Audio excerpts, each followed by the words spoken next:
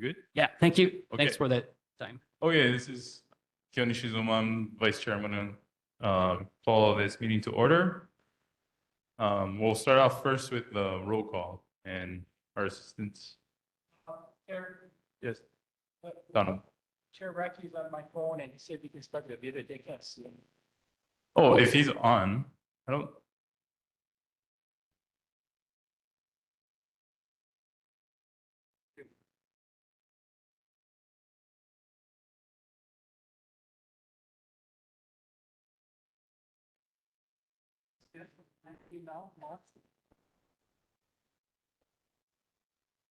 He's on the wrong meeting. Change the WebEx address is that. It's logged in, but it doesn't get on.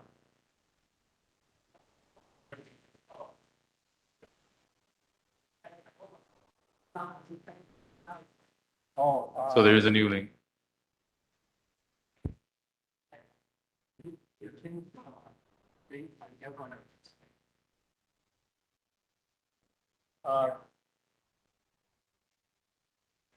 Hold on. Yeah. He's operating off the agenda, that's why.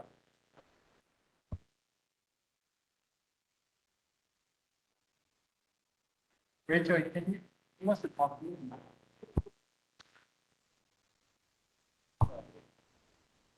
Go ahead.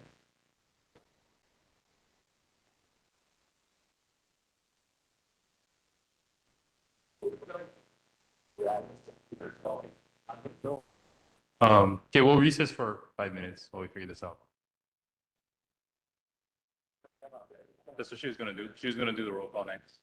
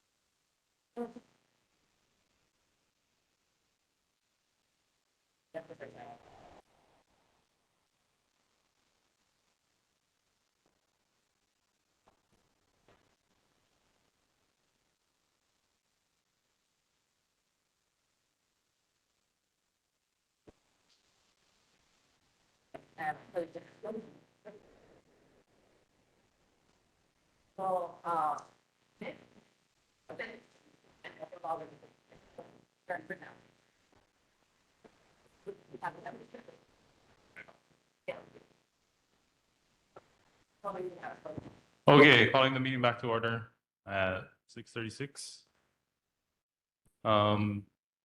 First we'll start off with the roll call, and Rachel will help with that.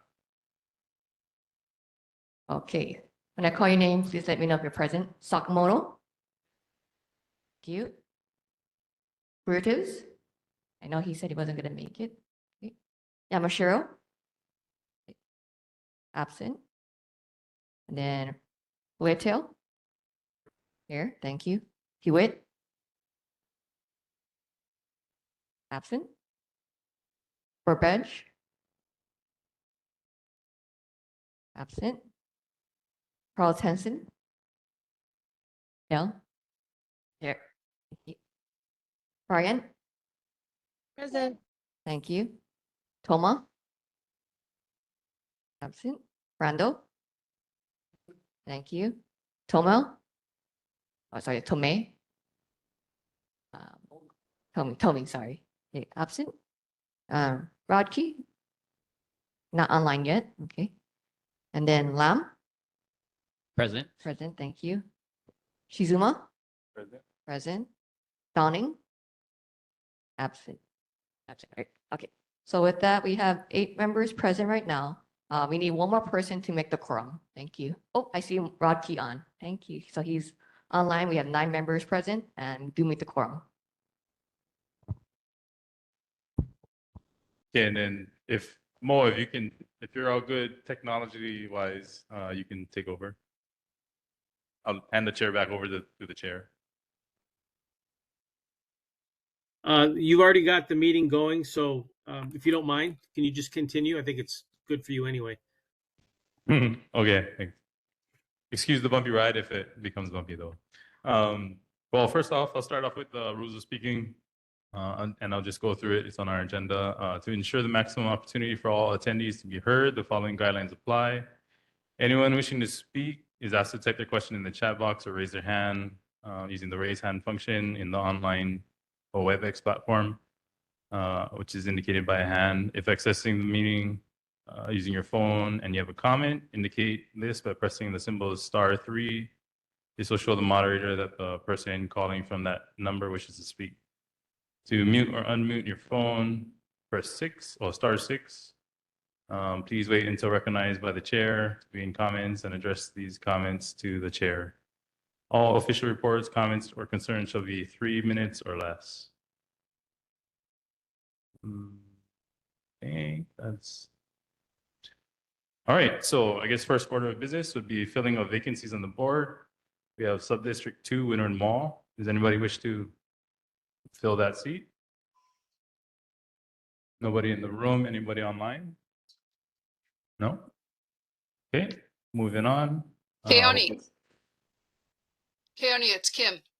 On the rules of speaking, could you please ask people to identify themselves by first and last name and job title, and the board members also, if they could start off with their last name so that the AI knows how to identify them in the transcript. Thank you, Kim. Yeah, we are, I mean, it'll just help for the notes overall. So appreciate the reminder. Okay. Now we'll get started with this city and state monthly reports. 3 minutes each. So HFD, you guys are up first. Good evening. My name is Jacob Char, Captain, Honolulu Fire Department out of Kāneʻohe Fire Station. Tonight I'll be reading you the statistics for last month. The statistics provided below represent a confirmed number of incidents in the neighborhood board's geographical area for the previous month.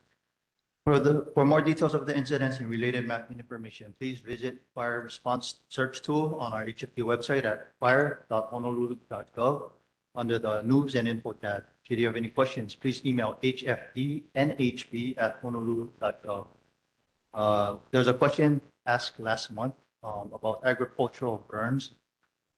A permit from the State Department of Health or State Department of Health Clean Air Branch is required for agricultural burns. Prior to lighting an EMU or cooking fire, call the Fire Communication Center at 808-723-3473. I usually remember it as 723 fire. It's an easy way to remember it. However, burning rubbish is not acceptable or permitted. If there is concern of an unauthorized burn, call the HFD to respond, and if we need assistance, we will notify the HPD for possible legal enforcement. You can find more details of the city and state fire codes by going to the HFD website at fire.honolulu.gov. Incident statistics for July 2025 for fires, subcategories, we have structure, wildland, brush, and nuisance. We had 0 for all 3. Cooking fires, we had 1. Activated alarms with no fires, we had 6. Under our emergencies category, medicals, we had 138. Motor vehicle collisions with pedestrians, we had 1. Motor vehicle collisions or crashes, we had 9. Mountain rescues, we had 1. Ocean rescues and hazardous materials incidents, we had 0. Fire safety tips and announcements. Fire safety tip, emergency notification and resources. Understanding how you be alerted during urgent emergencies and knowing where to find accurate official information is a key part of being prepared. Learn more at honolulu.gov/DEN/stay-informed. And then under that, you're going to look for alert methods. We have opt-in alerts, These notify individuals who have signed up to receive alerts via text, email, or app push notifications based on user preferences. Alerts are not sent based on location. Systems include HNL Alert and official government social media. Sign up at hnlalert.gov to receive notifications. Alerts may be shared by official, city, state, and trusted partner accounts. Public alerts and warning systems. These systems deliver urgent life-saving information during immediate threats to public safety. In Hawaii, this includes Emergency Alert System, or EAS. 2 is going to be a wireless emergency alerts, or WEA. And 3 is going to be outdoor warning sirens, depending on the emergency. One or more of these systems may be activated. There any questions? Any questions for HFD? Yes, Mr. Carstensen. Carstensen. Thank you, Chair. Captain Jacob, thank you very much for the report. On August 6th, we did reach out to your dispatch as we're unable to contact Honolulu Fire Department Kāneʻohe direct. And the request was to give a synopsis of the status and what we learned from the recent tsunami, what was good, what was bad, and what could be improved. I believe this would be the proper venue for our community to hear that information. So if we could ask you to make a report next month, we'd appreciate it. Okay, yeah, well, log it on and we'll report it up. Any other questions? Any other questions from the board? Anybody online? No, thank you very much. Thank you, guys. Okay, next up is HPD.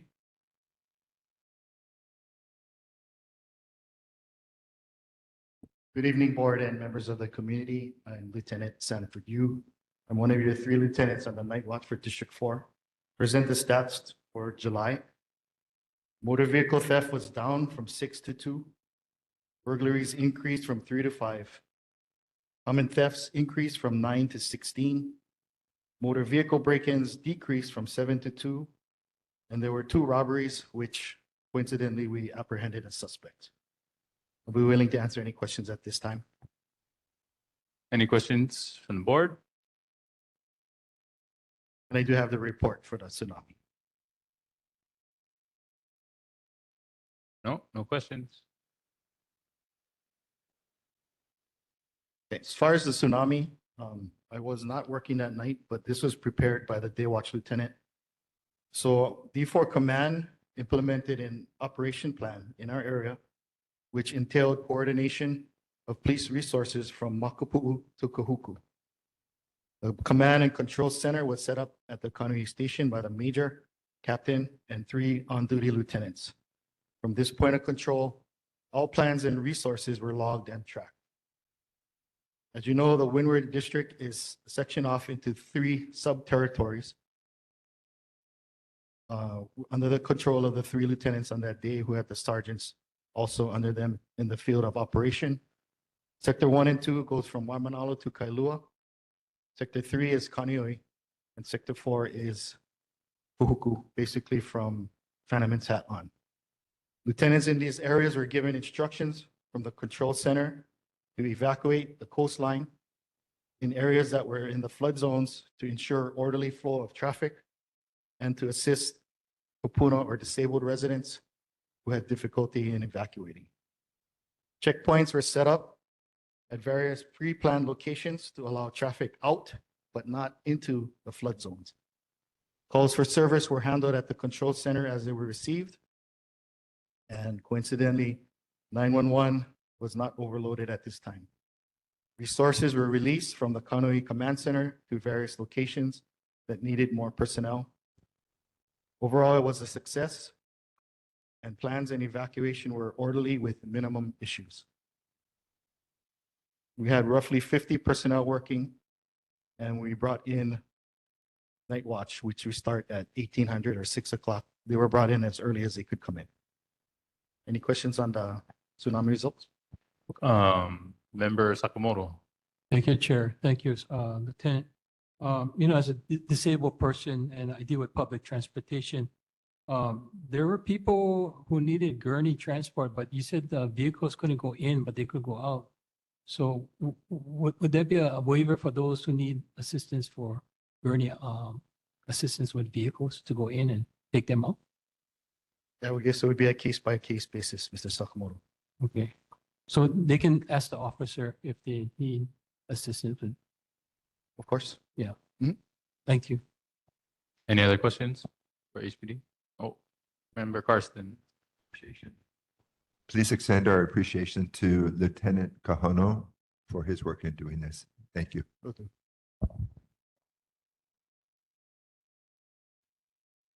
All right. Also make a statement here. If I might. Recognize yourself for the. This is Board Member Lamb, Adriel Lamb from Subdistrict 11. Yeah, I appreciate all the response to the tsunami, even though, wasn't very much. It's good to know that we're taking action, being prepared. I was actually on a mid-flight from Seattle to Honolulu. Is going to land right at the time the waves are going to hit. But, took proper precautions. We flew back from the midway point back to Seattle. But thank you for doing the due diligence and responding to emergency crisis like this. Thank you. All right. Thank you, HPD. No other questions? No? Thank you very much. Right. See you next month. Okay, Marine Corps Base Hawaii.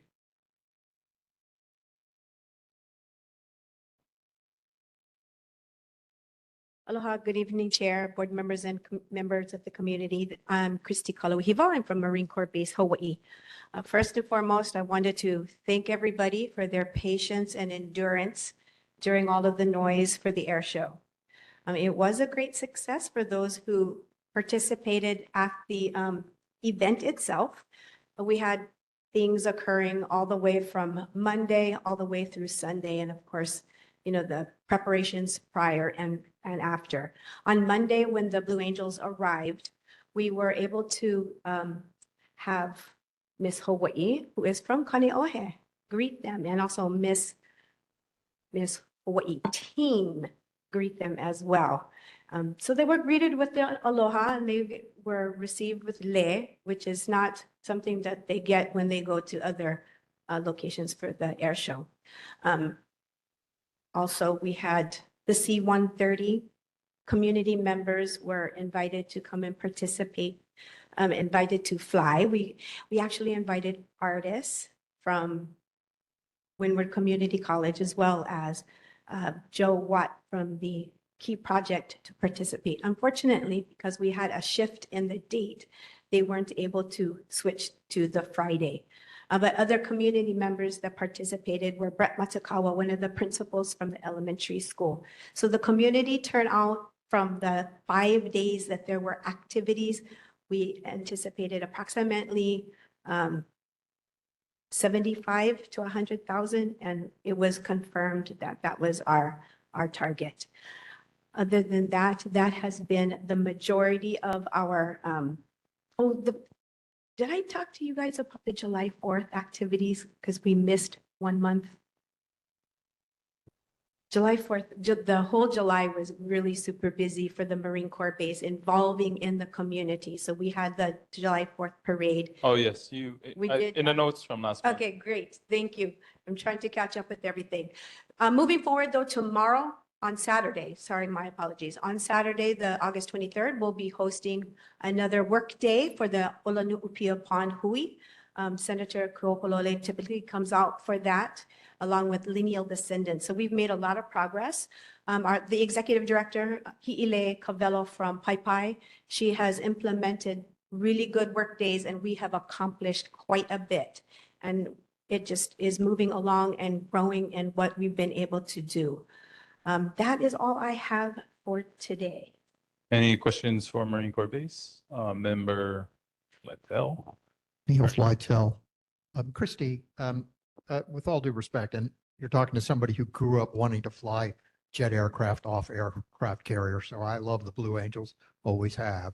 Has nothing to do with the air show. I have 2 complaints from Area 1, that's North Kāneʻohe, if you will, Heia, borderline there. 2 complaints this month of aircraft flying the straight line over the mountains into the airport. It's nothing to do with the Blue Angels. Okay, these are, the one that I saw was an MD-80, the aircraft that's transporting people, personnel. I guess people get late, they get behind, I don't know what they do. So it's either the tower or the pilot that are disregarding the actual regulations. We're not supposed to fly right down Haiku and Lilipuna straight to the runway at 1,000 feet at 7:30 in the morning. So the hotline, the noise hotline as it exists is a joke, period, round dot. And I'd like you to relay that up the food chain. So with all due respect, I want to find out what can be done to try to do a better job of not flying right down the neighborhood of Kāneʻohe on the way to the airport. Thank you. Member Sakamoto. Hi, Christy. Welcome back and thanks for the update. And I finally got my Blue Angel coin, the correct one. But my question is, the Marine Corps Exchange, I called you on this subject. The phone lines are different now. You have to call each department separately. Before you used to call 808-254-3890 and have the operator transfer your call. Navy Exchange has an excellent system where you can hit whatever department, and if you can't get through, hit 0 and you have an operator.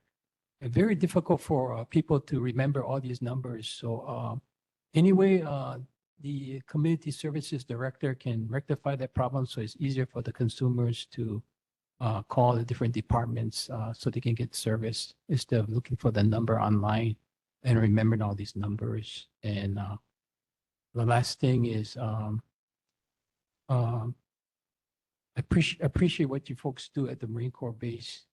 But the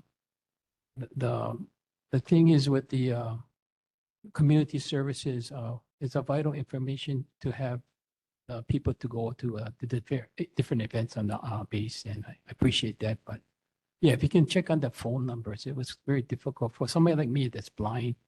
I'm so easy to just call one number and then get transferred. That would be beautiful if you can do that. Thank you. Thank you for bringing that up. And I remember our phone conversation. I did follow up with that. The whole Marine Corps telecommunications system has been going through an upgrade. And this would include our hotline and even our webpage. So there have been a lot of changes, and they are still in the process of updating the information that is being physically changed onto the webpage. I have brought it up, and they are working on getting everything updated so it's reflected on the webpage, including the complaint line. We have a form for the noise complaint that you can type in all of the information, which also to answer some of your questions in regards to what can we do about it. That once that form has been updated and the web page has been updated, you'll be able to input as much detail. With that detail, we're able to go to the tower and ask who was training and see whether or not they were or not flying within regulations. And if they weren't, then they'll address it. Okay, thank you. Adriel, you have a question too? Yeah, I just want to maybe end on a good note of just thank you again for the Blue Angels. I didn't get to go out there this time, but I could hear them from my house and I really loved it. I know Neil did give a thumbs up for that. And I just want to reiterate, when we were downrange and you heard that sound, you could always look and feel comfort that that's our guys. That's one of our guys going up there. So hearing that sound again over our heads, I loved it, and I think the community loves it too. So thank you. Thank you. Thank you. Thank you. Thank you. I'm just going to call attention to that. We're running a little bit behind schedule. We did have a little bit of a hiccup in the beginning. So for future questions from the board and the community, I just ask we be a little bit more concise and straightforward, just so we can try and stay on track. Thank you. Okay, Windward Community College. Is anybody on for the Windward Community College? Oh. Okay, moving on. I guess not. We'll move on. So board briefs. Bellabon Foundation and their draft EA. They have 10 minutes. Or each board brief you'll have a. Is that right? 10 minutes? We give them 10 minutes? I guess we'll give 10 minutes. Is somebody on for Bellabon. Here I go. Okay, yes. Try to Go ahead. share. You can go ahead. We can hear you. Okay, Flip the slides. share. Are you, here we go. Yep, wrong one.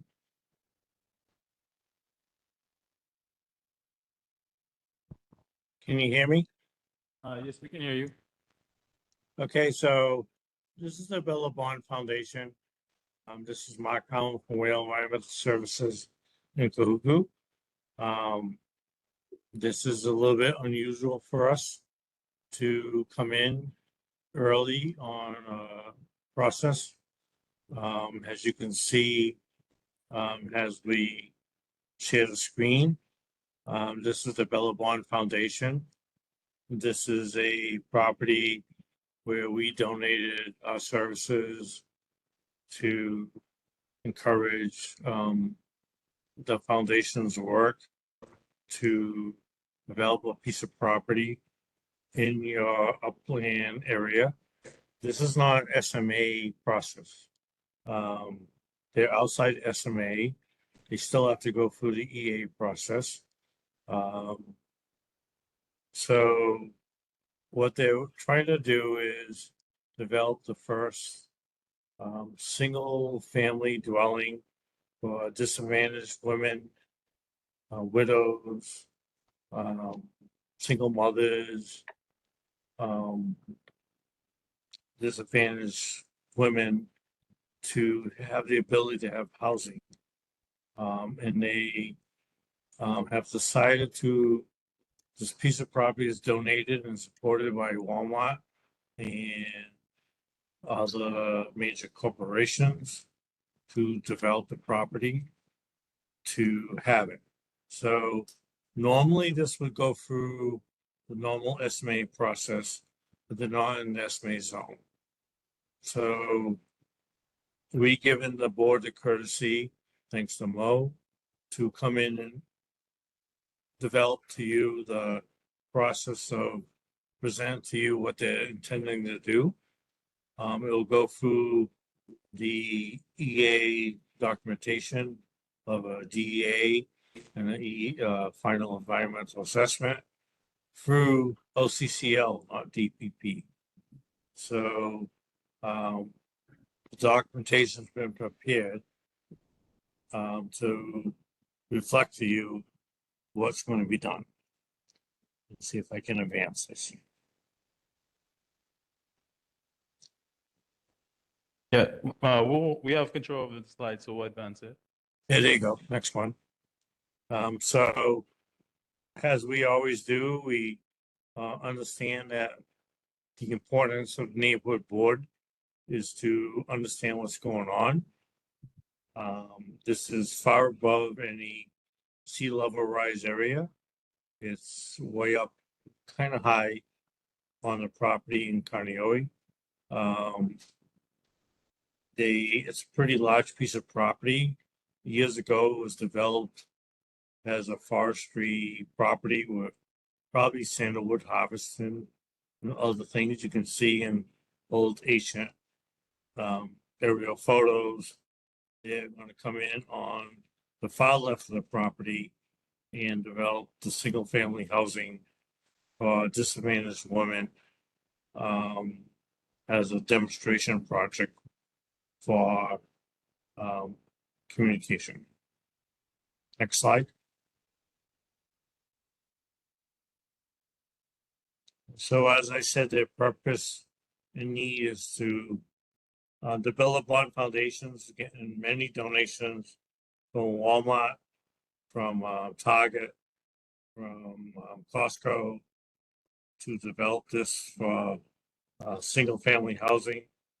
They would donate this land from the Castle Cook, I believe, people to develop this property. And they are not, it's a pretty large piece of property in P1 district, conservation district lands. They're not proposing to overtake the entire P1. They're going to stay to the entrance to the far left where there's already other housing nearby, and it's going to become a demonstration center for and granted to a single woman family to do, and then also shown as a demonstration center for housing in Hawaii can be advanced. So we think it's kind of important. It's the reason why we donated our services. Next slide. This is a plot plan. As you can see, it's a relatively large lot. Everything's going to be down to the far left. Technically, the address is the old logging roads when it was harvested for sandalwood, across the back properties along, but now the intention is to stay confined to the lower left. Next slide.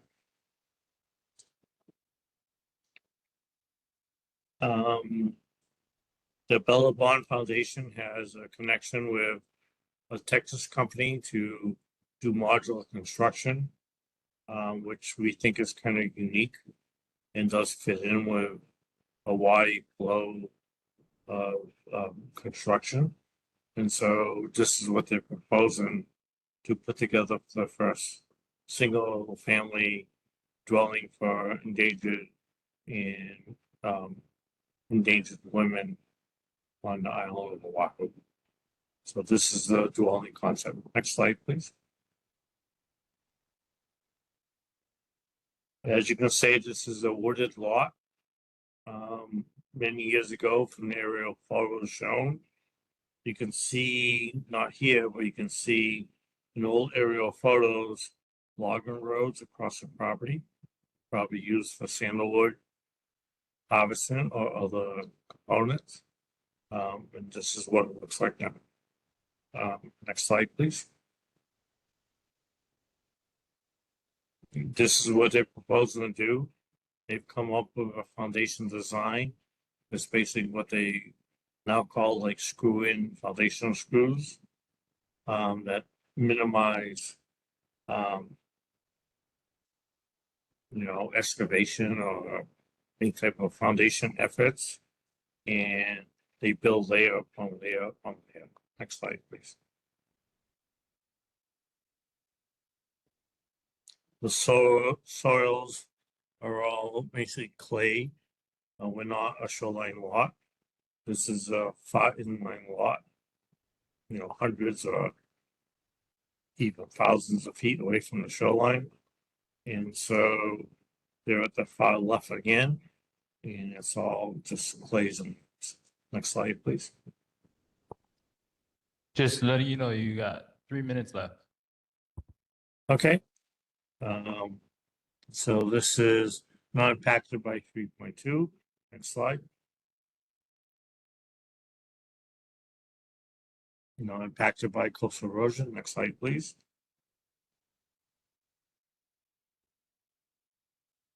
Not impacted by hurricane. Next slide, please.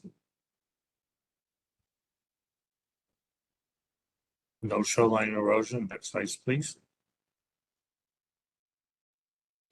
Zoning is X zone. Next slide, please. And again, like your board and the Kailua board has always given us all these provisions we put in place. No wildlife impact, we stop work. Any EV discovered, we stop work. All soils will be tested before any input, and all SMA considerations are put in place, releasing the city and county from any considerations. Next slide, please. So we're a lot of the Koku. We try to work for local firms, and we thought this was a very valuable increase for the housing under the different neighborhood board sustainability community plans. And we thought it was important to support this project. Next slide, please.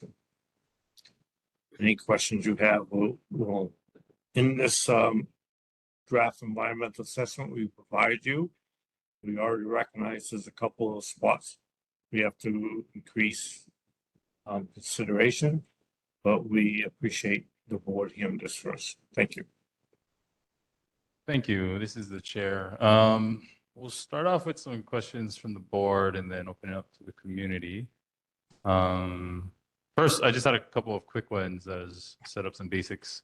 I just wanted to clarify or confirm that this is zone preservation. I know it's next to residential, but it's actually a P1 preservation zoning. Yes. And then also, you said it's not an SMA process, but your document sent in outline or mentioned that it's an SMA major application. So we were first concerned where they came back officially and told us that you have to do an SMA permit. Then afterwards, now they're coming back and saying, no, you don't. This is during the transition of DPP. So now this is why we went early to Mo and asked for the question, can we just have this heard now? And then it should be a draft environmental assessment, an EA, and we'll never go to SMA. That was what we were initially told. So it's the reason why you do a draft. So the EA kind of defines it to what it has to be. Yeah, we need to clear that up. You didn't, this is Chair Radke. You came to me to do a brief to the board. And that's what I put on the agenda was that. I have no druthers. I had no agreement or anything else to say that this was an approved plan. That's just the way it sounded. I want to clear that up right now. Okay. No, it's initially the draft that, unlike when you go to DPP for a normal SMA, where you guys don't hear the process until it's become accepted draft environmental assessment. This is going through OCCL, and so they require that we at least brief you, and we're probably going to have to brief you again when it goes, but we at least have to satisfy that we made the effort first. Did you make So the there was Kāneʻohe different- neighborhood? Thank you. Did you make a Kāneʻohe neighborhood board a designated stakeholder in your DEA, your draft environmental assessment? That way we can be Yes. apprised of all the information. So when it is time for public comment, we'll have advance notice and be able to do that. Yes, so right now, this is not a draft environmental assessment. This is a pre-consult. Yep. And so they asked us to do this first on the OCCL rules. We will come back when it becomes a draft environmental assessment. Okay, acting chair, back to you. Okay, thank you. Yeah, that helped clear up some things. So we do know it's just a pre-brief, not the actual consult. Questions from the board? It's just a pre-briefing. Yeah. Yeah. Questions from the board? Sure, Member Sakamoto. Thank you, Chair. Thank you for the presentation. This is Donald Sakamoto, board member. Have you ever did this presentation for another board like Kahalu, or this is the only board you came to? No, you're the first. What we said was OCCL, when they advised us, where unlike a normal process with an SMA process or DEA or FEA, please do a pre-consultation and bring it to your board first. And that's what we're doing. We have sent it out to DLNR. They refused to hear it because it's an OCCL filing. OCCL is part of DLNR. Other boards, like other agencies like fire department, they've been sent, no one's responded yet. But this is early in the stage. And so this is just a courtesy presentation. You'll have a more formal presentation down the road. Thank you for the clarification. Anybody else from the board? County, Kim Tomey. Go ahead, Tim.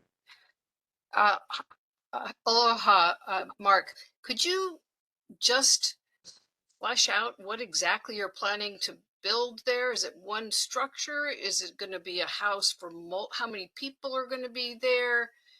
It's also your headquarters, no? According to your website. So I'm not sure what exactly the proposal is. Okay, well, number one, we're environmental consultants. It's not our project. It's our client's project. Number two, Bella Bond Foundation has raised several $100,000 from different corporations. This is a demonstration site for them for a single family dwelling, for a single family disadvantaged woman, widows, as we said in our documentation, to demonstrate what they can do. They're not intending to take this property any more than using a small portion. They're limited, of course, under OCCL rules to use less than 5,000 square feet of the P1 Conservation District lands, which is a small portion of this property for that demonstration system. They were donated this land to establish basically a women's center. They will have a single family. They'll be selected from, different.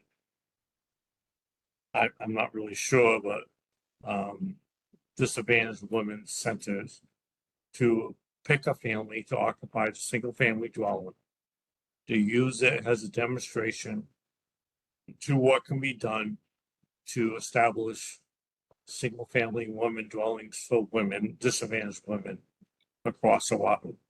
They don't intend this property to become like we're gonna take the entire P1 lands on this property.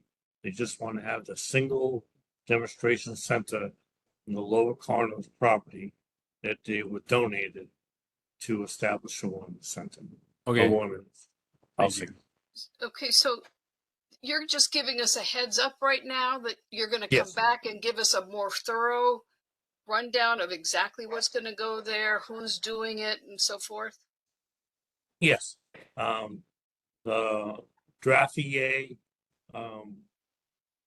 is already kind of being circulated, and it already indicates that what's being done in this property is purely a demonstration center.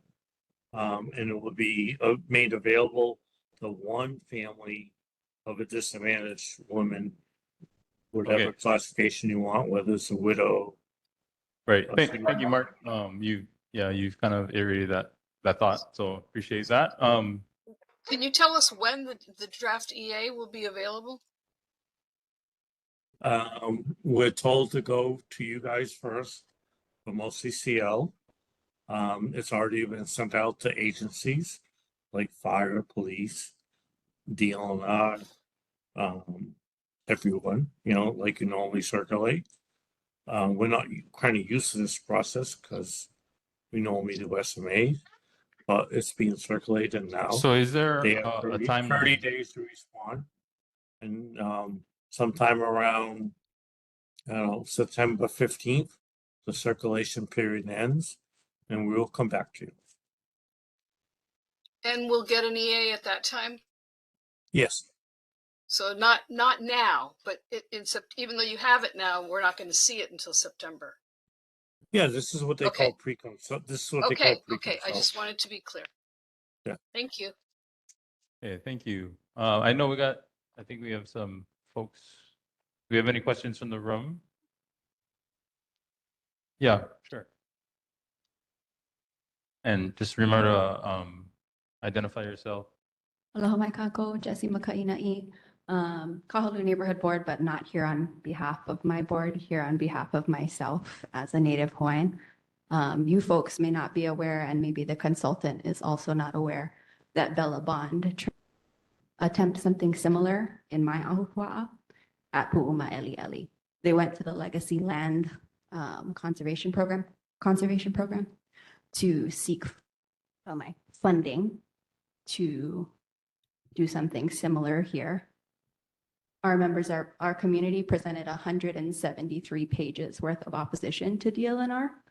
What you folks do in your ahupua'a is up to you folks, but just letting you know that this is not a one-off. Something to consider. And also where they plan to create this project is near a heiau ridgeline. And so at very minimal, a CIA should be completed before they move forward. Mahalo. Thank you for that. Anyone else wishing to comment? Not at this time. Maybe when they come back. I have a question for the last speaker. When was, if someone wanted to look at that particular, Kim told me Oh, here. when was it? Yeah, when This was it? was January 27th, and you can find the 173 pages of opposition at dlnr.hawaii.gov/ecosystems/files. And sorry, I am not really, but I'm sure you could figure it out from there. Do you look up? It was what was the name of the board or the DLNR that the program they applied? Legacy Land Conservation Program. Yeah, there is I know that there's testimony there that you can definitely see the. There is, and our community met with Mario of Bellabond thereafter at Key Project, and he said that he would no longer pursue Pu'umaʻaliʻali, which he has not, and we appreciate that, but he is now near Ahupua, so Right. something to Well, consider appreciate- and for other neighborhood boards to consider as well. Mahalo. Appreciate you stopping in and bringing that to our awareness. Yes, if I can comment on that. Sure. So we fully understand that the Bella Bond Foundation tried to develop property in the neighboring neighborhood board for conservation work. They decided to abandon that project, as that last speaker just said, and they're just doing a very simple demonstration center with a single women shelter and house on this property without impacting thing, and they're fitting into the regulations and standards for preservation work on R7 development on a very small portion of a P1 district. Right. So unlike the one in Kailua, where they were trying to develop a sanctuary, for lack of better words, this is not the same thing. So they've minimized their efforts. They're not coming back to that board. They realized the opposition they had, and they're coming back with just a simplified plan. Any other final thought before we move on? I did want to say on my thoughts was just this is, so I know you called out R7. I think R7 is the residential nearby, but the preservation land is P1. It's two different things. And a project like this, while honorable in terms of trying to create housing for those in need, there's residential available to do that. But so R7 is not the same thing as R7.5 city and county zoning. R7 is a OCCL designation for P1 lands, where they allow a single family dwelling as long as you keep it to less than 5,000 square feet. It's not the same thing as R7.5 city and county zoning. okay, thank you. But any other comments? No? Okay. Yes. Go ahead, Mo. Yeah, this Chair Mo Radke again. Just to be clear, Mark, you came to the board as a courtesy. This isn't a required presentation. Is that correct? That's correct. Okay, so you have OCCL said, Mark, please come and present to you first. Mark, just answer the question, and that way we'll be able to just kind of narrow my scope very quickly so we can be done with this brief. I don't need a dissertation, please. So this is not a required brief. You do not have tacit board approval, and please don't make this particular presentation or indicate that on your documentation that the board has approved this. No, not at all. This was pre-consultation. Thank you. It's happened before. Yes, And I just want to make it clear. Thank you, Mark. you're welcome, Mal. So that'll be noted in the minutes that this is not in any way giving board approval of this project. Thank you. Okay, thank you. The OCCO process is different than the DPP process, and we're not used to it. But they clearly said, at least do a pre-consultation. Okay, thank you. We'll see you back in a month, maybe. Yeah, month or two, probably. Okay, moving on. City and County Department of Facility Maintenance presentation on short-term road repairs. We have somebody. Good evening. Yes, hi. Good evening, board and community. My name is Haku Millis. I'm the director actually for the Department of Design and Construction. There's a bit of a typo on the agenda. Instead of DPP, it's actually Design and Construction along with Department of Facilities Maintenance. Again, I'm Haku Millis. I'm the director for DDC. I was told that Warren Mamizuka, who is the deputy director for facilities maintenance, was going to be able to be there in person. But it's kind of a joint effort between our two agencies, and that's why we wanted to present together. We understand that there were some questions and concerns about paving projects in Kāneʻohe. In talking with Councilmember Kia Aina, she asked that we give a brief presentation about the things that we've had going on in the past in design and upcoming. So I just wanted to share some of the projects, talk through some of that real quick, and then have Warren talk a little bit about his department and his role. I So believe he is DDC, here my in the room, department. right? Yeah, you're the one that you referred to. Yes, I'm Warren Mamizuka. Thanks, Warren. So, yeah, so I just kind of want to talk about the difference between our two departments real quick. So DDC and my department, we handle the capital improvement projects, which would be the significant reconstruction of roads. And so when a road gets really bad to where DFM is having difficulty maintaining them, then they get put into a capital improvement project, a group of roads that we would design, bid out, and have a contractor go out and build. So some of the projects that we have right now, I'm going to share my screen real quick.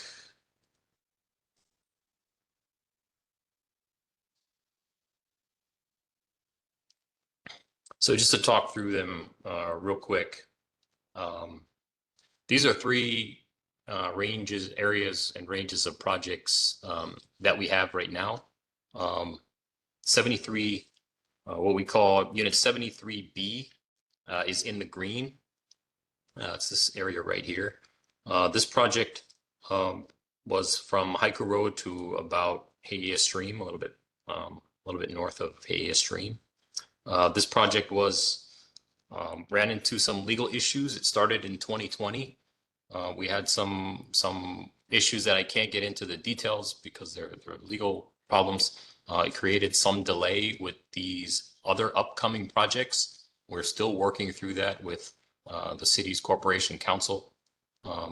And I apologize, I can't get into too much detail about that. 73A, which is the purple, is actually down here. So it's from Haiku Road down to Likelike.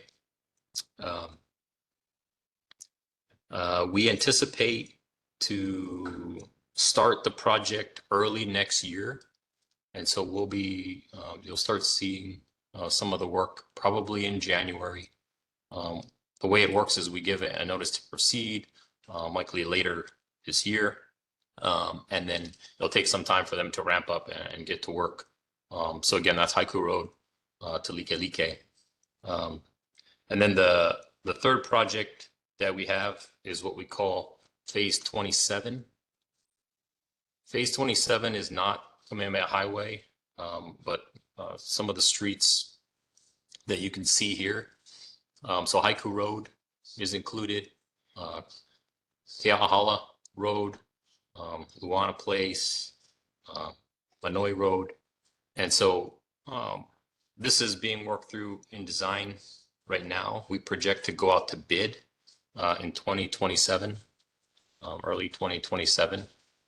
And so That one is progressing through the design right now. The last one is this red one, which is 73C. This one is a little bit more, there's a little bit more to it than just paving. There's some significant box culverts that are included, as well as guardrail improvements. As you can see, it's a lot larger than the other segments. It's a more significant project. We're very early in the design, planning and design. That project is scheduled to go out to bid, projected right now in Q3 of 2028. And so there's a lot of work coming. There's going to be a significant bit of an inconvenience come January next year. We appreciate everybody's patience as we work to get you a nice newly paved roadway. So that's some of the work that we have. I'm going to hand it over to Warren to talk about the DFM and some of the work that they do.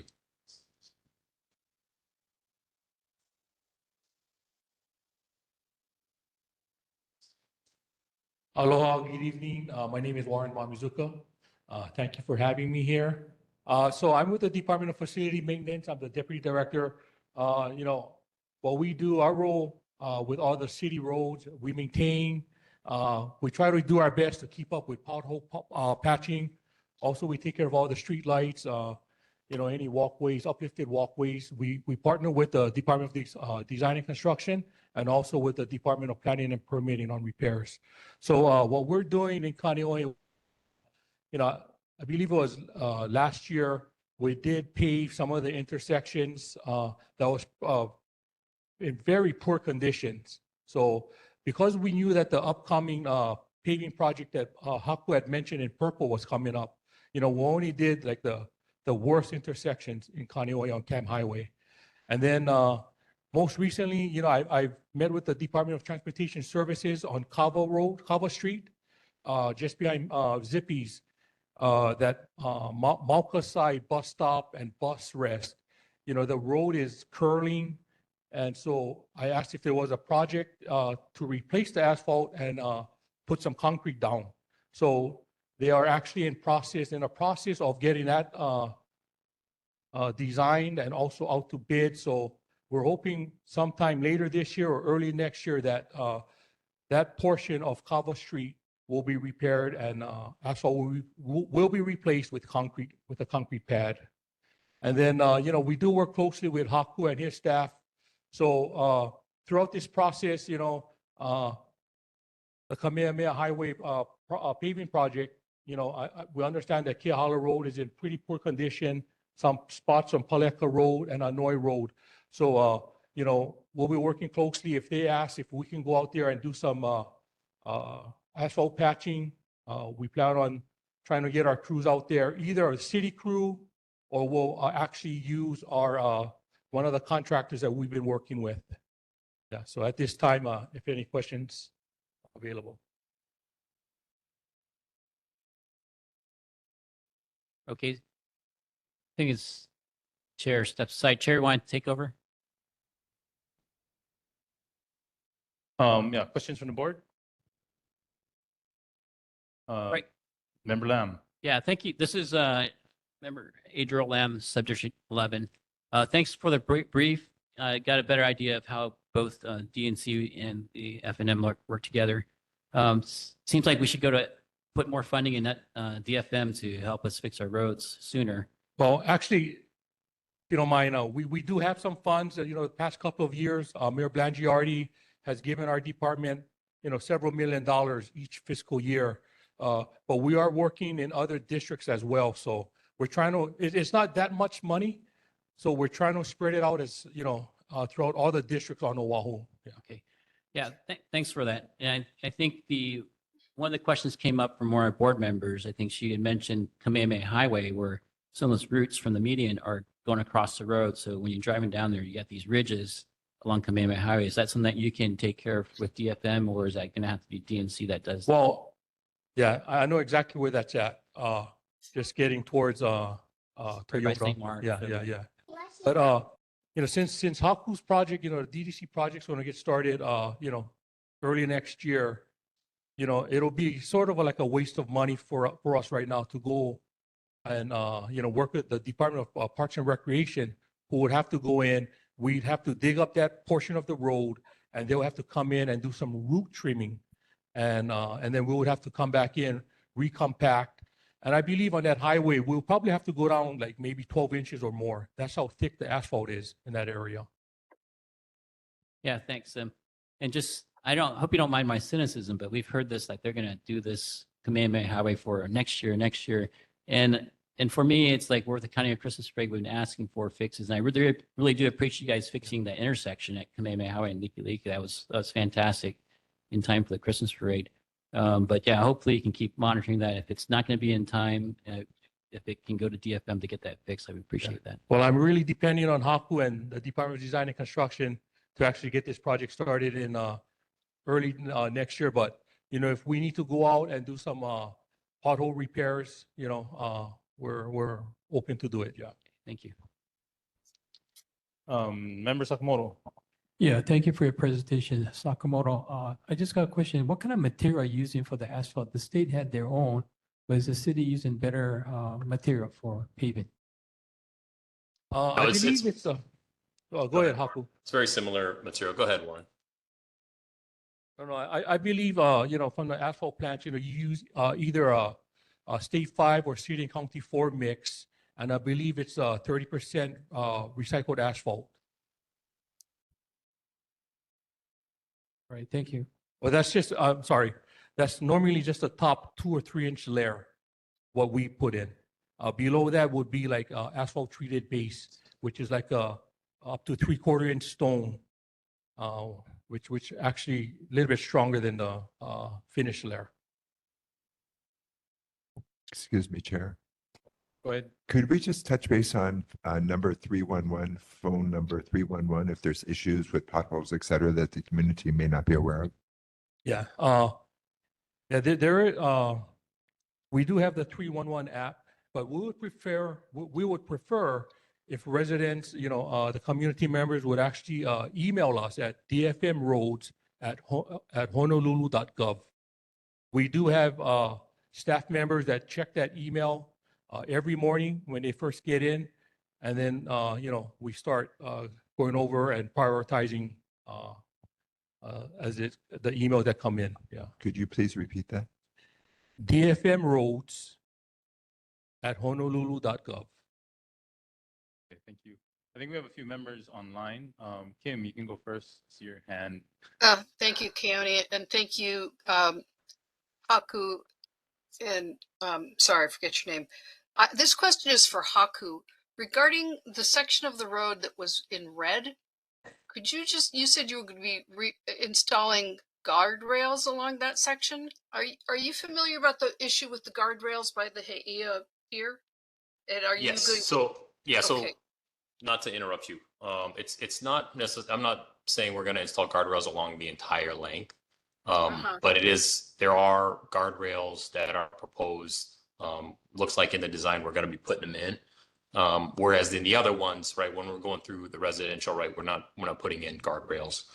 So it's just a little bit more sophisticated design and construction as opposed to the other projects. The issue of the guardrail at the pier, at the last, what's it called, town hall, right? It was brought up by the canoe club. That area was evaluated, and so we are responsible for working with Department of Transportation Services. So Transportation Services will do an evaluation if a guardrail is necessary in the area. So they are working through that right now. And if it's warranted, then it'll go through our process of, you know, I'm sorry to say there's a lot of guardrails needed across the island. And so when something gets added to the list, you know, we're still working through that list before we're able to get to it. So if it is warranted, it gets added to the list, and then we'll work through the list in order to install it. Okay, thank you very much. Thank you. Laura. Online, Laura. Hi, thank you for your information. And I was just wondering how all that you guys have mentioned is connected to complete streets. That is a great question. So every project that is going through a repaving process, a capital improvement process through Department of Design and Construction and Department of Transportation Services must go through this evaluation for complete streets. And so there is a complete streets administrator who works with our department, DDC, DFM, DTS, and DPP in order to work through and evaluate what, if any, complete streets characteristics should be incorporated into a paving project. And so what that means is in the past, if we had a paving project where we were just going to, where we were just going to repave a road, it would be a pretty straightforward design. We would just basically redo what was there after we evaluated if the conditions were good. When we have to do a new, project, instead of just going in and redoing the design and completing it, we have to go through this process. And so typically that can add, a year to a paving project, and 25, 30, 35% increase in costs. And so this is a required process. And we work very closely with the Department of Transportation Services, with the traffic engineers and pedestrians and potential bikes that need to be incorporated into design. Sorry, that's a long-winded response. I hope that. So complete streets and your departments are working together and trying to put out a plan together, or which one will trump the other as far as time? Because I feel like we've just been waiting and waiting for certain areas, especially a lot of like the sidewalks and all that. I know that's not streets, but it has to come sort of in coordination with some of these other projects. So which one trumps the other? Which one comes first? Yeah. You know what I mean? Yes. Complete streets and that planning effort trumps us having to repair a damaged road. Anytime that we need to do a paving project, it has to go through the complete streets evaluation process. And so it's very early in the design where we review and they evaluate the characteristics. Okay. But yes. All right. Thank you very much. Thank you. Mo, you had something? You had a question? Yes, thank you. This kind of, since it was already brought up, it's going to tie into the resident and community concerns that are coming up. Speaking now is me, Mo Radke. The community concern had to do with the the fence that was over at the Kāneʻohe Canoe Club that was removed, or they were told to remove it because it was on city property. I'm not sure if you're familiar with any of the details of this. So I recall that being discussed as well. I'm not sure that's outside the jurisdiction of DDC identifying a violation and something that must be removed. And so I apologize, I can't really speak to or require to removal. If that fence were to be reinstalled by the club, who would we speak to find out what the lines of embarkation are? Yeah, so anything that would need to be permitted would have to go through the Department of Planning and Permitting, and something that potentially would be on city property would have to go through reviews with DTS, with DFM. We would get pinged on something like that. I think the guardrail is probably the most likely, solution. There. It's a solution for the bigger vehicles, but for Keiki running from the canoe club and going into the street, that fence served a great purpose. But it was they asked them to tear it down. Since they're a permit holder for that spot, a revocable permit, could they not put one up at their own expense like they did prior on Well, that's why I'm asking about where the embarkation line is for the revocable permit folks. Yeah, they would be able to put up a fence on their property. But again, I'm not sure if there are restrictions in that area. DPP really is the governing body. Thanks. And I apologize, I can't. No, that's Yeah, I don't- good. Thanks, Haku. Any other questions from the room or in the chat? The one thing I do want to flag is that in terms of, I know at, what was it, Cam Highway and Likilike, there was being brought up in the past at our neighborhood board meetings. I think it was Rep. Matayoshi was looking into the 2-lane turn modification, the left turn going from, like, say, just Kailua side to Likilike. So I'm not too sure about how that works in with, I don't know exactly how he was looking at it or evaluating it with what department that was with, but that should be something that's coordinated between the two because it's going to be affecting the same project, I think.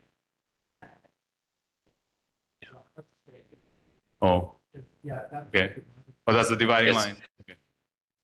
Yeah, I'm not sure exactly the dividing spot, but that's something that our Department of Transportation Services would work with DOT on.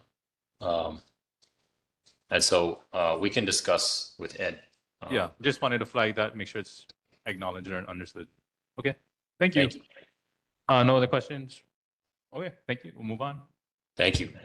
Thanks, Warren. Okay, resident community concerns, Kāneʻohe Canoe Club. You got 3 minutes. Kāneʻohe Canoe Club. You wanna speak on? Kāneʻohe Canoe Club. Are you gonna? Do you have anything to present or ask or discuss? Any update? No. I'll give a pig update. Okay. Okay, Mo Radke giving an update on the permitted interaction group. And the resident community concerns kind of come from that. There are a lot of little moving parts that are going to make this work. There were some things that were done, and there were some things that were done without permit. There's a way forward. It's just going to be a little bit. I think Haku just answered one of the questions. Is we need to find out they can put their fence back up, because because they have a revocable permit, they have certain things they can do and certain things that they can't do.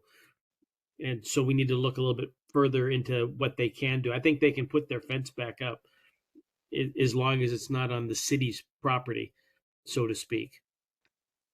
Because really the idea in the short term is to prevent Keiki from leaving the canoe club out on the street side and presenting. It's just a safety thing. The community shower issue is still being discussed. I did a little bit more research. If you're washing a boat, if you put a boat in at Hiea State Pier and then you pull it out to wash it, you don't pay for water. Is that correct? Anybody can answer that. Everybody in here is saying yes, that's correct. Okay. I think that's a factor. There's a few more things we need to work out. The permitted interaction group met. We went down there. We talked to the folks from the canoe club. I had a conversation with Megan Statz, the director of DOBAR, and we're pretty far apart on who can do what. But I think with a resolution, the board can help maybe bring some folks together. So a few more things that we need to discuss. Perhaps next month we'll have a reso that we'll be able to vote on. That's all I have got. All right. Okay, moving on. Elected officials. 2 minutes each. We'll start with Representative Takuda. Okay. Acting Chair, would you mind just offering the opportunity for other folks in the community in case they had some concerns too? Sure. Not related Yes. to the Any other community concerns? Thank you. Yeah, you're right. Anybody? Nobody online? Going once, twice? Oh, Donald, you have something? Yes, Chair. Donald Sakamoto. as a blind individual doing the tsunami warning, I couldn't access the map, the map that shows the area. So that's a big portion that I think we need to have the city and the state to update their map so it's accessible for people who are blind like myself to understand. Thank you. Thank you, Donald. Anybody else? Any other community concerns? Okay. Oh, no. This is Neil Flytel. I'd like to say something as a community member. As a community member who uses the little ramp right there next to the canoe club's Kāneʻohe, which I know was put in by community members because there was no existing ramp for a kayaker such as myself. We kind of learned the history 2 days ago by speaking to someone who actually helped put it in, but that's another. But my point being that there's a whole big discussion that needs to be removed because it wasn't permitted. We constantly, the government, the state and the county governments constantly ask the community to step up, constantly ask the community to contribute, to participate, to do things because the county and the state governments don't have the funding. So here's a situation where the community actually steps up and provides a ramp for community members. I have no affiliation whatsoever with the Kāneʻohe Canoe Club. I am simply a community member. I launch my kayak there. Now, it seems ridiculous that whomever is being told that must be removed. And if Dobar is indeed stating that it must be removed, are they prepared with the funding to put a replacement ramp in? Now, I say that as a community member. Thank you. Noted. Any other community concerns? Okay, now we'll move on. Elected officials, Representative Takuda. If she has any representation online. No, don't think so. Governor Green.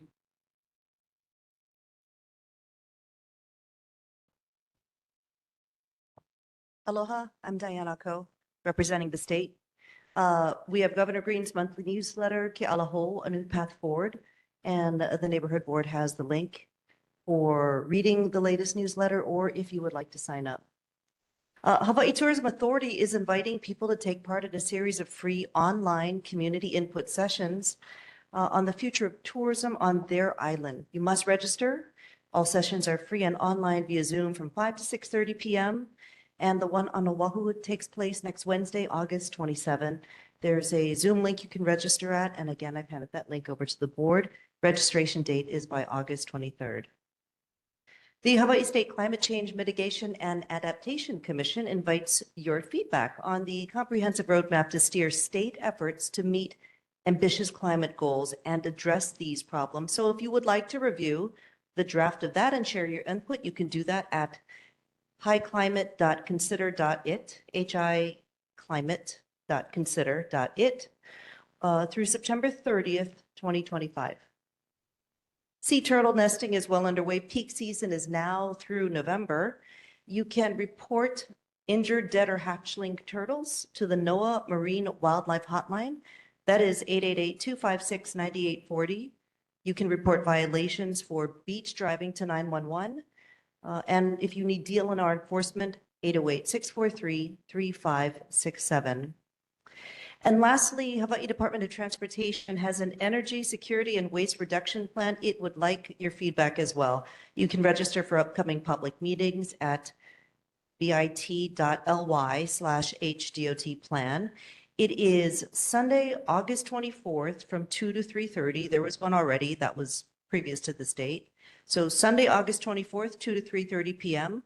The public comment period is through August 31st. That is my update. Any questions? I think we'll hold all the questions to the end as we do normally for state officials. Yes, mahalo. Thank you. Mayor's representative.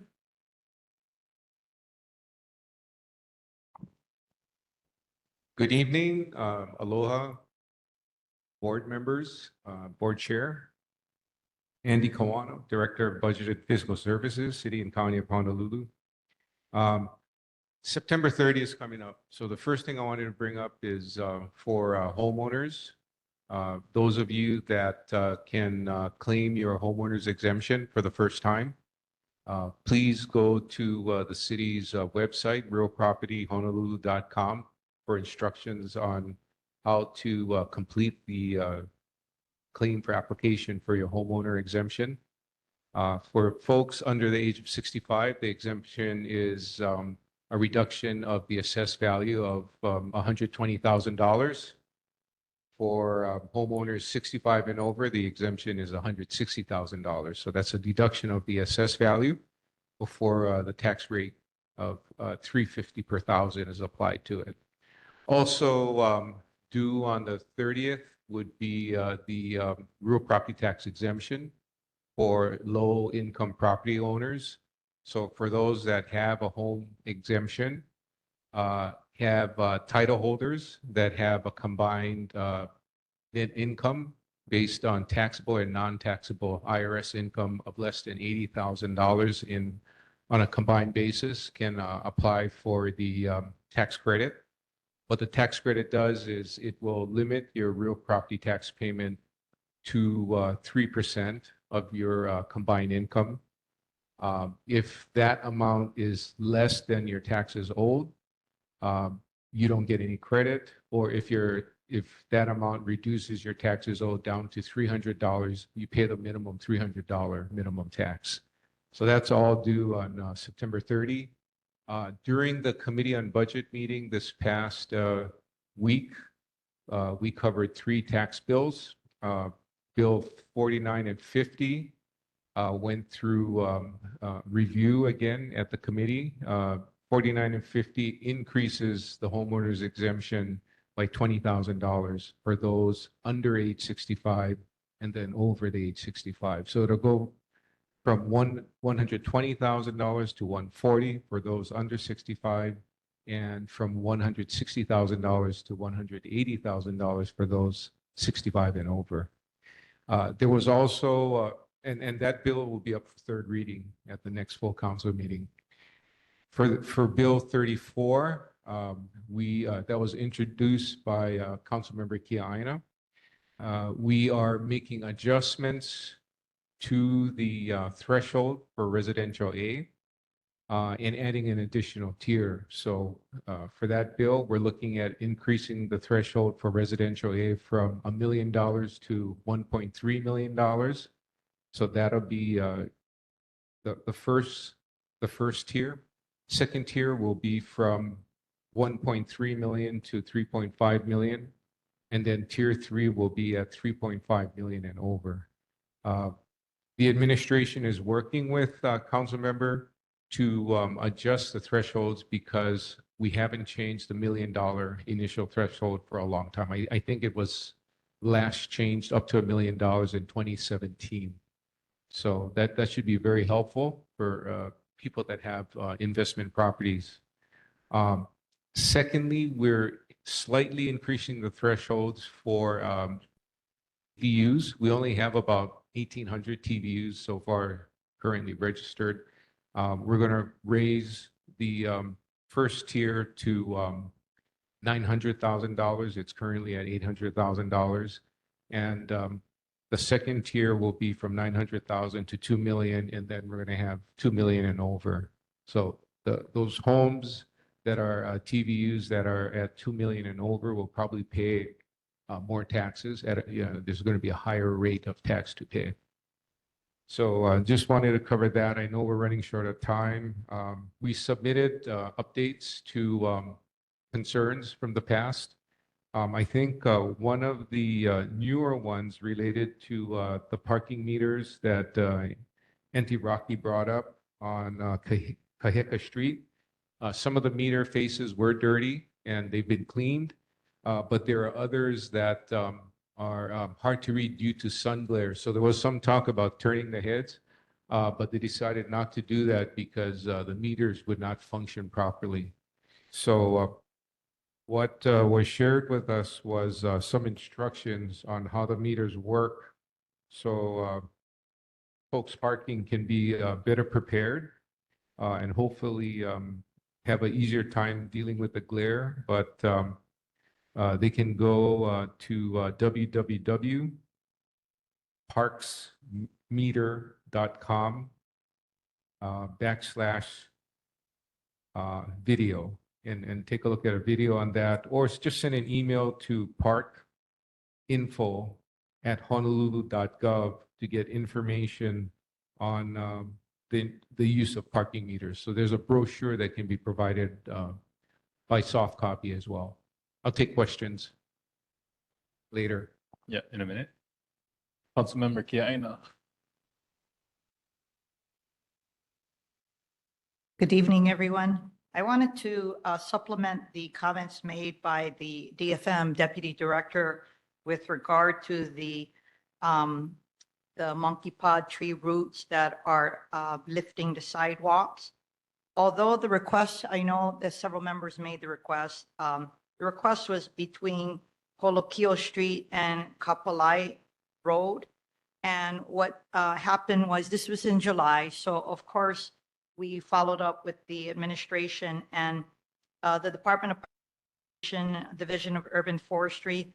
They actually inspected 6 of the monkey pod trees, and but they went further to Ho'ane because it actually stretches up further. And they are aware that the asphalt is cracking and uplifting where everyone said. So they are working with DFM. I will say that despite the fact that, you know, it would be always nice to coordinate when there are road improvements.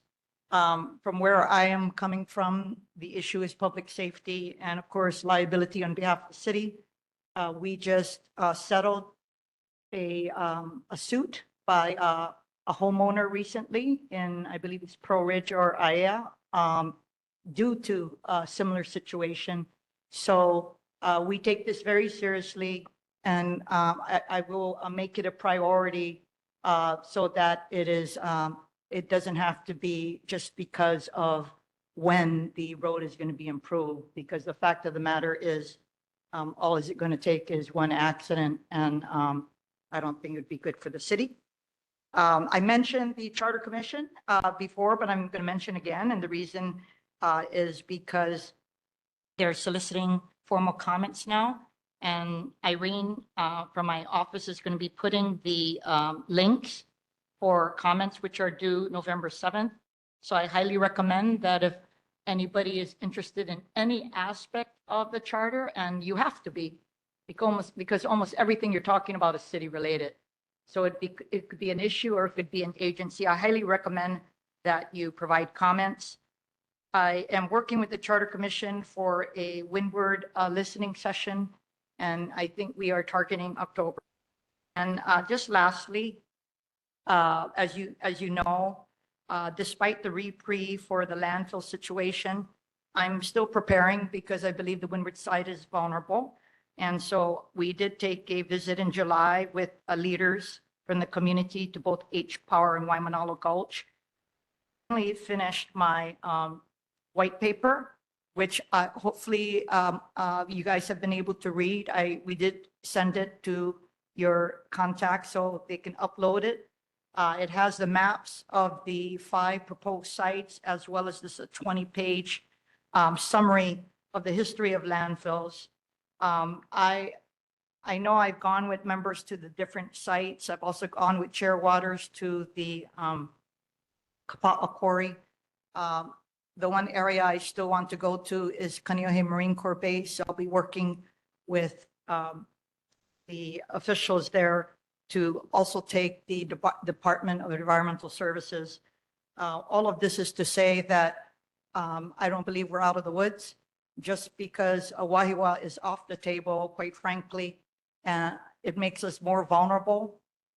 regardless of whether or not there's an extension at Waimanalo Gulch, the fact remains that the city still has to find a site. And so I believe that it is important for all of us to be educated and to be prepared because there will be another effort to decrease the buffer zone from 1 mile to half a mile. Thank you.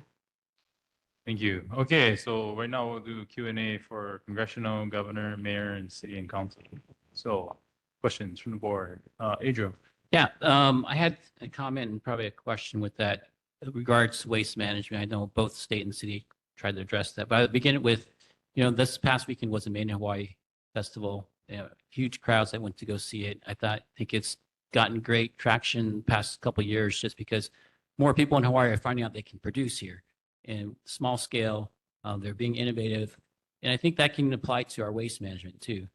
There's different processes that you divide the waste, food waste, aluminum, glass. There's ways to do the precursor, the pre-actions for managing this waste. And it's asking, the state and city to kind of think about that as we process our waste, is that can we be a little more innovative and encourage local industry, local suppliers or whoever to tap into that resource and be able to reprocess that. So that's my comments. Thanks. Thank you. I'm sorry, Adriel Lamb, Subject 11. Yeah, thank you. Let me just comment on that real quick. I do know that that was part of the conversation, how we reduce waste in general and by methods like that. So thank you for bringing that up. Sakamoto. Thank you, Donald Sakamoto, at-large member for Kāneʻohe Neighbor Board. Thank you, presenters. Esther, I did attend the budget committee meeting on Tuesday. I supported your bill 34. Kudos for you doing that. Bill 49 and 50. There was discussion of doing a pig committee, but I'm not too sure if that's going to be set forth to get more feedback. But I fully support those bills.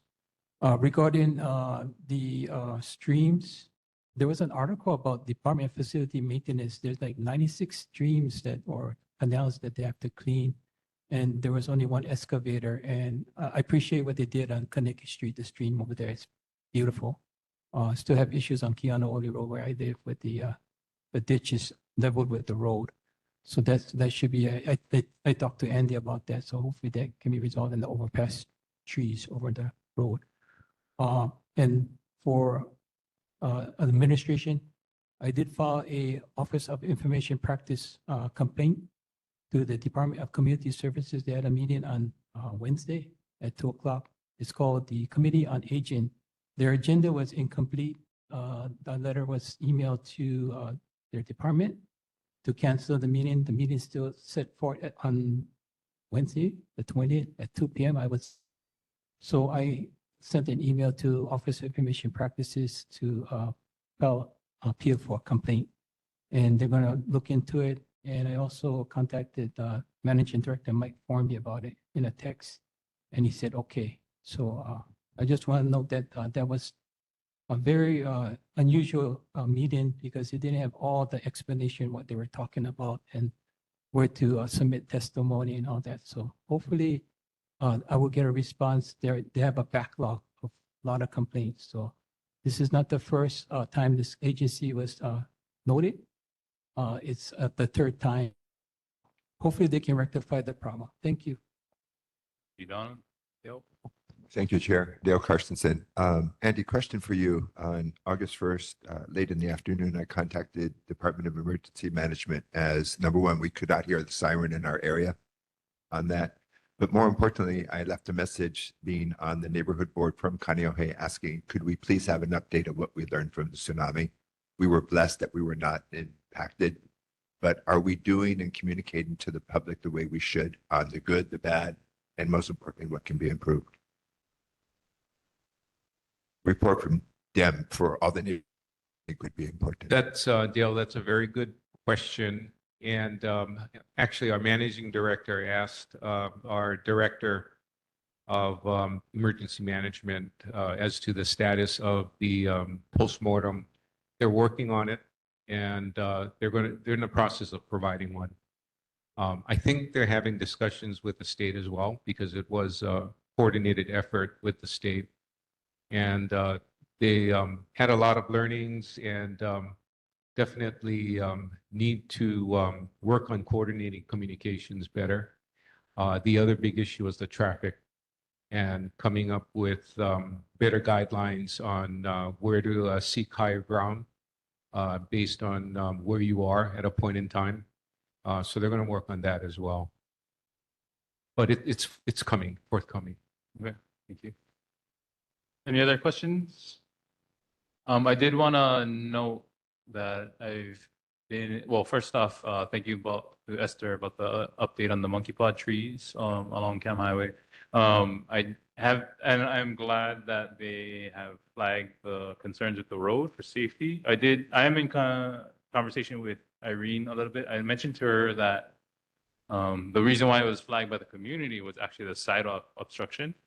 But I believe that she responded that they're going to look into that. So, but just want to know that I know Mo was on that one too, or knew about that. Okay, no other questions. We will move on to so Senator Kāneʻohe.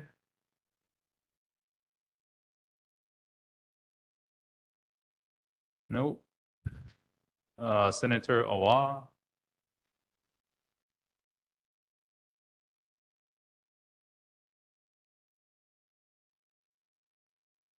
Good evening, Chair, board members, members of the community. I have just one really quick announcement, quick but very important announcement. This month, Senator Awa has been making his rounds. For those of you who don't follow him, he's been making his rounds around 4 elementary schools, including Haiti Elementary, Kalu Elementary, Waihole, and Ohuimanu. He's been making his rounds doing workshops with the principals, teachers. As I've mentioned before, we've been working on our Genki ball project over at Kahalua Beach, and we're happy to announce that tomorrow will be our first drop from 10 to 11 a.m. 10:30, I believe, is the time we anticipate for the drop.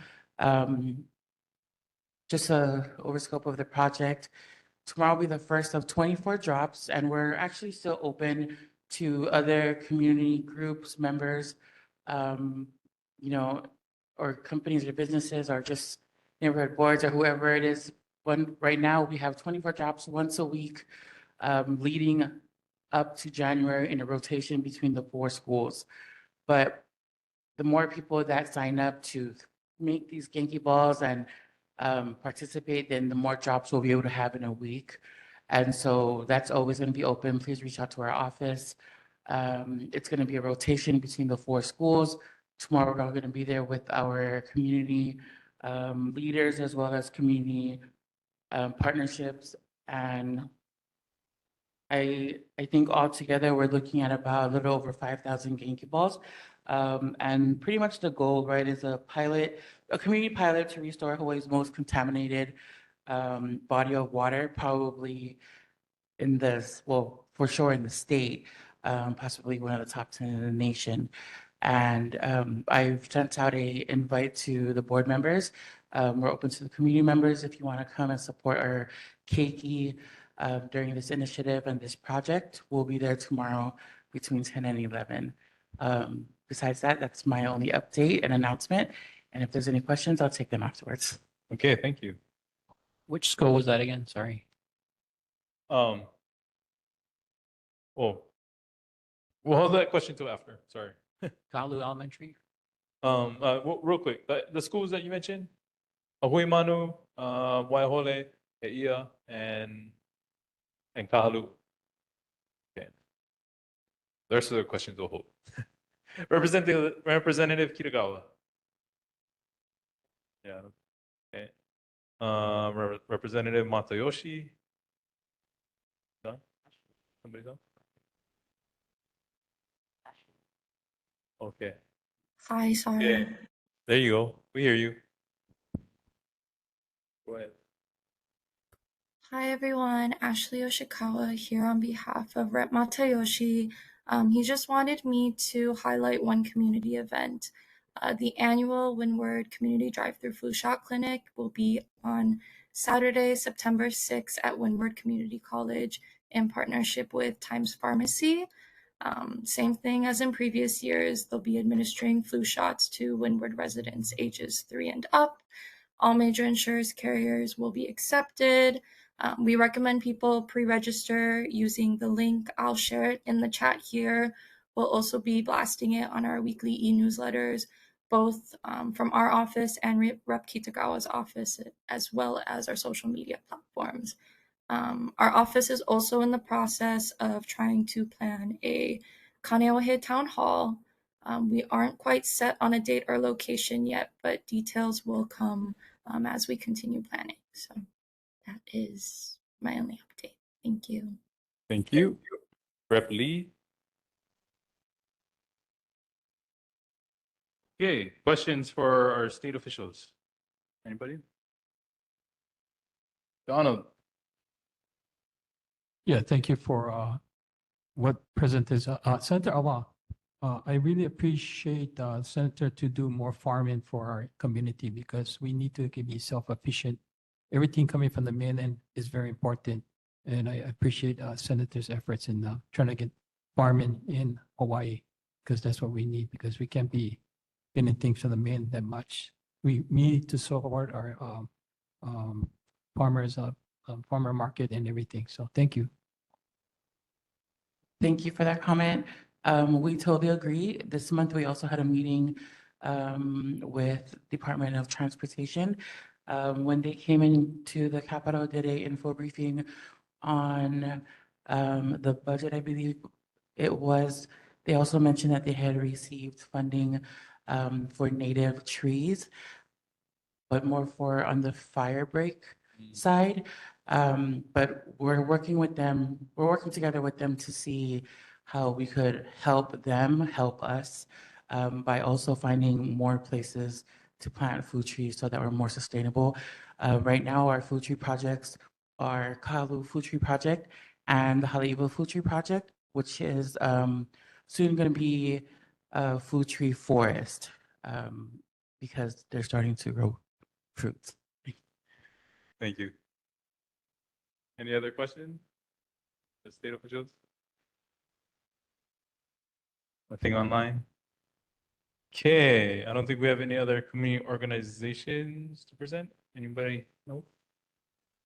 Board committee reports. We kind of went through the Kāneʻohe Canoe Club PIG. Any other committee reports to present? Mr. Sakamoto. Yes, I attended the conference in Washington, D.C., and they had the community emergency response team nationwide, and I belong to the one on the windward side. And they talked about the wildfires on Maui as well as LA and the traffic gridlock that happened. So I hope this will be a good opening for our state to get that situated. And then I attended the Citizens for a Fair 80 Ride meeting today. This is my meeting. I'm the president of the committee. I advocate for bus, handy van, Skyline for elderly and kapunas. And we had a very productive meeting about Skyline. The statistics, accessibility at the rail station is an obstacle course going from Lagoon Drive for a disabled person all the way to the airport to get to the terminal. There's no shuttle or trolley. You have to walk. And as a blind individual or a disabled person, it's very difficult for us to do that. So hopefully they can resolve that. But the Oahu Metropolitan Planning Organization, that former Vice Chair Joe Lam, he's the chair of that committee.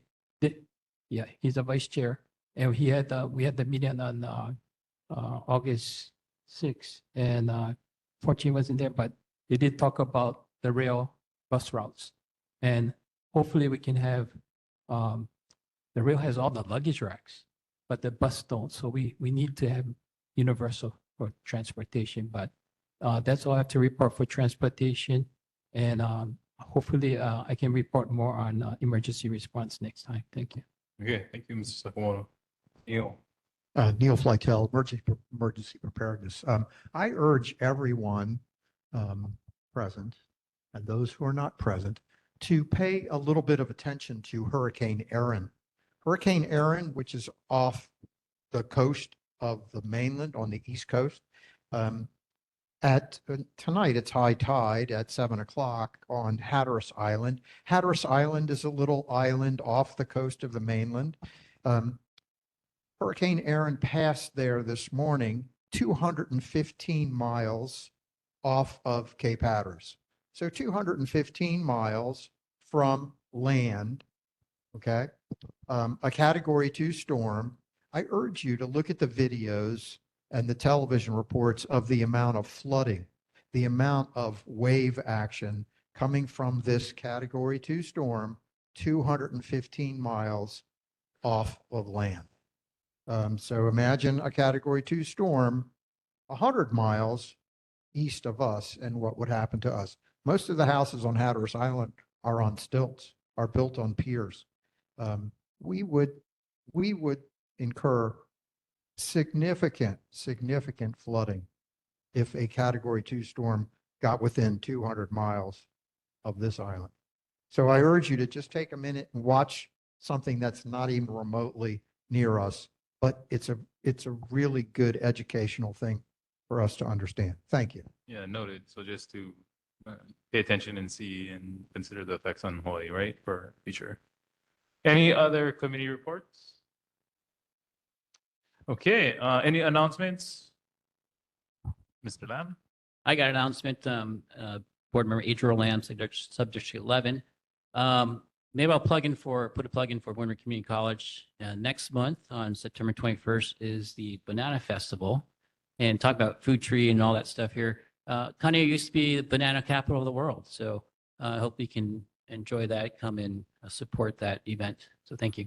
Just to iterate on that or elaborate on that, I went last year. I think there's a bunch of native bananas. You learn more about the different varieties and how to grow them and the challenges going on. So, and samples, products of bananas. So, yeah, thank you for that. Any other announcements? Nope. All right. Well, I think we are adjourned at 8:19 p.m. Thank you, everybody.